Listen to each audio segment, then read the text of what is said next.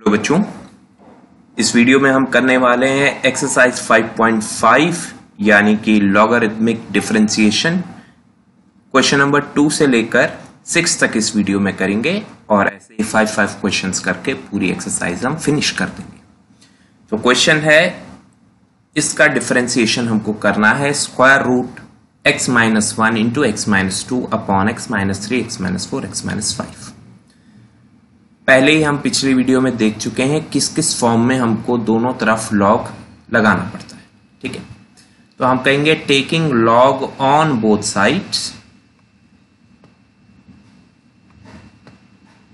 We get, तो यहां जो y है उसके साथ में लॉग लगाना है उससे पहले, और जो भी राइट साइड में टर्म है उसके पहले भी आपको लॉग अप्लाई करना है। तो लॉग क्या क्या प्रॉपर्टीज रखता है ये भी हमने प्रीवियस वीडियो में बताई थी, फिर भी एक बार रिवाइज कर देंगे आपके लिए। ये देखिए बेटा, स्क्वायर रूट का मतलब है इस पूरे की पावर है हाफ। ठीक है, तो ये जो पावर हाफ है इसको लॉग आगे ले आएगा, क्योंकि लॉग की प्रॉपर्टी है लॉग के अंदर अगर a की पावर b है, a raise to power b है, तो लॉग उस पावर को आगे लाता है, तो b आगे आ जाता है और रह जाता है log a, ऐसे का ऐसे, तो बन जाता है b log a। ठीक है, ये प्रॉपर्टी है, ये हम लगा देंगे यहां पर। पावर हाफ आगे आ जाएगी और अंदर जो कुछ भी है वो रह जाएगा ऐसे का ऐसे। ठीक है, इसके बाद अगली जो प्रॉपर्टी लॉग की है वो यूज करते हैं। log a divide by b होता है log a minus log b, ये भी हमने सीखा हुआ है। log a divide by b होता है log a minus log b। ऊपर वाली पूरी चीज को मैं a बोल रहा हूं, तो देखिए log a माइनस log नीचे वाली पूरी चीज, डिनोमिनेटर पूरा b। तो ये प्रॉपर्टी हमने यूज की, ये लिखने की आवश्यकता नहीं है एग्जाम में भी बताने की, क्योंकि ये बेसिक प्रॉपर्टीज है। आगे अगली प्रॉपर्टी log की कि log a multiplied by b होता है log a plus log b। तो log a तो ये हो गया और प्लस log b हो गया। इस बार मैं इसको a, x-1 को a और x-2 को b कह रहा हूं, तो log a plus log b हो गया। इसी प्रकार यहां पर भी ये तीन टर्म्स हैं log a into b into c, तो वो हो जाएगा log a plus log b plus log c। पर क्योंकि बाहर नेगेटिव है तो होगा क्या, log a यानी कि log x-3 नेगेटिव हो जाएगा, फिर प्लस log x-4 था पर बाहर नेगेटिव है तो वो भी नेगेटिव हो जाएगा, और फिर प्लस log x-5 था उसके भी बाहर नेगेटिव है तो वो भी नेगेटिव हो जाएगा। जब आप इसकी सिंपलेस्ट फॉर्म बना लेते हैं तो आप बारी आती है डेरिवेट करने की। ठीक है बेटे, तो हमने लिखा differentiating with respect to x, log y का डिफरेंशिएशन हो गया 1 बाय y, फिर y का derivative dy by dx, basic है तो हाफ, और log फंक्शन का डेरिवेटिव 1 बाय फंक्शन का डेरिवेटिव, तो x का डेरिवेटिव 1 हो जाएगा, 1 का डेरिवेटिव 0 हो जाएगा। तो आप चाहे तो ये स्टेप स्किप करके डायरेक्ट यहाँ इंटू 1 भी लिख सकते हैं। ठीक है, ऐसे ही log x-2 का 1 बाय x-2 इंटू अब इसका डेरिवेटिव, x का डेरिवेटिव फिर से 1 हो जाएगा, 2 का 0। log x-3 का डेरिवेटिव 1 अपॉन x-3 और x का डेरिवेटिव 1, 3 का डेरिवेटिव 0। log x-4 का derivative 1 upon x-4 into x का डेरिवेटिव 1, 4 का डेरिवेटिव 0, और log x-5 का derivative 1 upon x-5 into x का डेरिवेटिव 1, 5 का डेरिवेटिव 0। तो जितने भी ये d बाई dx x-1 वगैरह ये जितने भी हैं ये सब 1 ही होने वाले हैं। सो नेक्स्ट स्टेप में आप देखिए, और जैसा मैंने पिछले वीडियो में भी क्वेश्चन नंबर 1 में बताया था कि अपॉन का y यहां पर आ जाएगा, तो यहां आकर बन जाएगा y by 2 and everything else is same. Okay, now finally y क्या होता है, y होता है आपका ओरिजिनल क्वेश्चन जो मिला था आपको करने के लिए, और y की वैल्यू पुट कर दीजिए, काम खत्म, ये आपका आंसर है। अंदर एलसीएम लेने की आवश्यकता नहीं है, समय की बर्बादी। ठीक है, बढ़ते हैं आगे क्वेश्चन नंबर 3 की तरफ। तो हमने आपको बताया है कभी भी फंक्शन की पावर में फंक्शन है तो वहां पर भी लॉग का इस्तेमाल करना ही पड़ेगा। ठीक है, तो कुछ बच्चों का ये डाउट होता है कि सर अगर log x यहां पर पहले से ही है तो क्या ये इस cos x को आगे नहीं ला सकता? नहीं ला सकता, क्योंकि अगर ये ऐसे होता log x की पावर cos x, तो फिर log cos x को आगे ला सकता था, यानी कि वो बना देता cos x log x। पर यहां पर log x की होल पावर cos x है, इसका कोई समाधान नहीं है। ठीक है बेटे, तो वो तो भूल ही जाओ कि log इसको आगे ले आएगा। अब करते हैं अगली बात। हमने ले लिया दोनों तरफ log, इधर भी log और इस साइड भी log। तो यहां तो मैंने डायरेक्ट लिख दिया है, पर आप देखिए मैं आपको समझा देता हूं। अगर राइट साइड में हमने log लिया तो ये बन गया log x raise to power cos x। ठीक है, अब जो log है उसका फंक्शन है log x, है ना। ये जो log है उसका फंक्शन है log x और फिर उसकी पावर cos x है। तो अब ये जो बाहर वाला log है ये इफेक्टिव है इस cos x को आगे लाने के लिए। मेरी बात समझ गए? log के लिए ये फंक्शन है और फिर उस फंक्शन की पावर एक और कोई फंक्शन है। तो अब ये log क्या कर सकता है, इस cos x को आगे ला सकता है और ये log x ऐसे ही रहेगा। इसलिए आप देख रहे हैं cos x log of log x। Clear हो गया? अब हम डिफरेंशिएट करेंगे, तो मैं पहले ही आपको समझा दूं कि ये एक टर्म है और ये दूसरी टर्म है, तो यहां पे लगेगा प्रोडक्ट रूल। ठीक है, और लेफ्ट साइड में तो log y का 1/y dy by dx हो जाएगा, ये तो क्लियर है। ठीक है, पर राइट साइड में बच्चों को थोड़ी दिक्कत होती है, मैं करके दिखा देता हूं यहीं पर आपके लिए। राइट साइड में कैसे करेंगे, देखिए cos x ऐसे का ऐसे, cos x ऐसे का ऐसे और log x का डेरिवेटिव। ठीक है, log फंक्शन का डेरिवेटिव होता है 1 फंक्शन। ध्यान रखिए log के अंदर जो फंक्शन है वो खुद ही log x है, तो log x का डेरिवेटिव होता है 1/x। log फंक्शन का होता है 1 function into derivative of this function.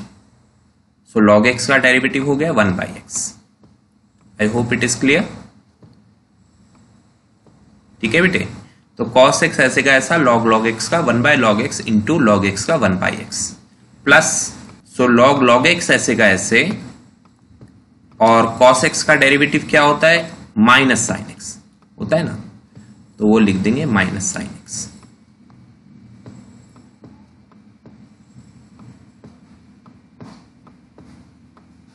बस ये आपका राइट साइड का डेरिवेटिव आ गया। एक बार आपका ये डेरिवेटिव करेक्ट हो गया तो फिर ज्यादा मेहनत आपकी है नहीं। ठीक है, तो नेक्स्ट स्टेप में जाते हैं।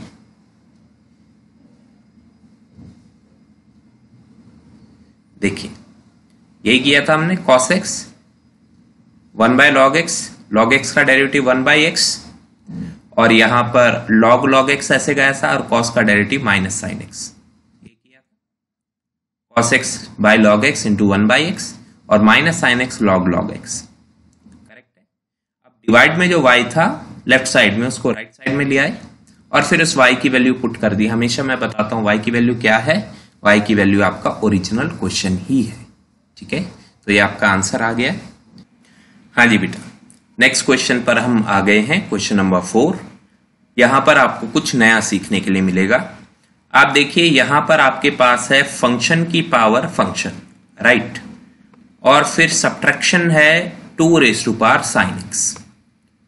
ओके, कभी भी आपके पास ऐसे दो टर्म्स आ जाएंगे जिसमें आपको पता है कि log लगाना पड़ेगा, log तो लगाना ही पड़ेगा, फंक्शन की पावर फंक्शन है तो आप इनको डायरेक्टली log लगाकर नहीं कर सकते, आपको इन दोनों को अलग अलग सॉल्व करना पड़ेगा। और वो कैसे? जो ये पहली वाली आपकी टर्म है इसको आप अज्यूम कीजिए एक नए फंक्शन के, एक नए वेरिएबल के u, और ये दूसरे वाले टर्म को आप अज्यूम कीजिए नए वेरिएबल के v। तो इस प्रकार जैसे आप लिखते थे ना y इज इक्वल टू, ये आप देखिए यहां पर आपने लिखा है y is equal to x minus 2 sin x, तो इसको u और इसको v। ठीक है, ये v है और y बराबर हो जाएगा u minus v। I hope ये क्लियर है। अब अगर आप इसको डिफरेंशिएट करना चाहेंगे तो dy by d x, u का derivative du by d x, v का derivative dv by d x, बीच में सब्ट्रैक्शन। सो इन शॉर्ट आप इसका डेरिवेटिव कीजिए u का, उसकी वैल्यू यहां पुट कीजिए, v का डेरिवेटिव कीजिए, इसकी वैल्यू यहां पुट कीजिए, आपका आंसर आ जाएगा। तो ये कब करना है? जब दो टर्म्स हैं प्लस या माइनस में और दोनों टर्म्स में आपको पता है कि लॉग से करना है। ठीक है, तो हमने सबसे पहले क्या किया, u को सॉल्व किया। u है x raise to power x। Okay, तो हमने देखा फंक्शन की पावर फंक्शन है टेकिंग लॉग बोथ साइड्स, तो u का लॉग हो जाएगा log